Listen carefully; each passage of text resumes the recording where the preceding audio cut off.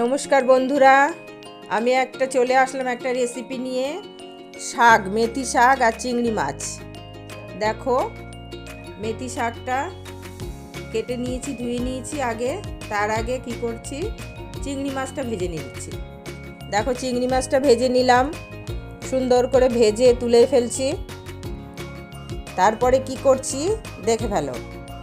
কালো জিরে নিলাম, কালো জিরে নিয়ে তেলের মধ্যে দিয়ে দিলাম। তেলটা দেখো বুজু বুজু করে কি সুন্দর করে ফুটলো।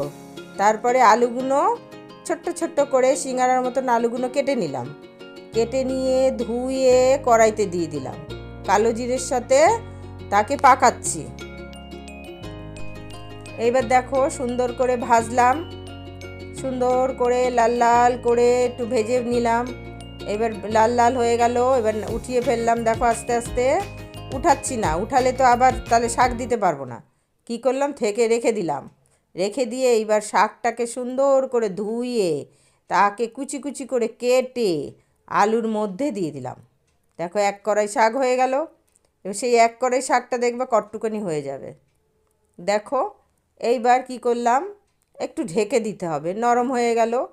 এইবার একটু নুন হলুদ ছড়াতে হবে। তোমাদের সাধ্য মতন যে যেরকম নুন খাবে, যে যেরকম হলুদ দেবে, সেইভাবে একটু রং দিতে হবে। এবার দেখো হলুদ দিয়ে দিচ্ছি শাক রং করার জন্য।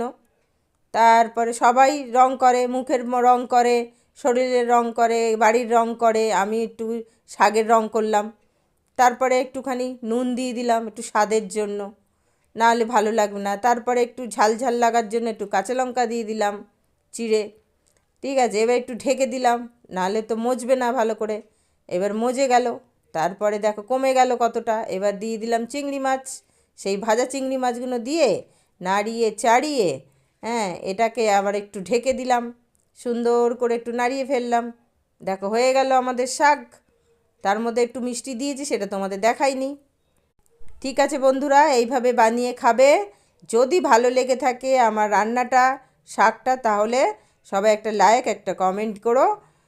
সবাইকে অসংখ্য ধন্যবাদ।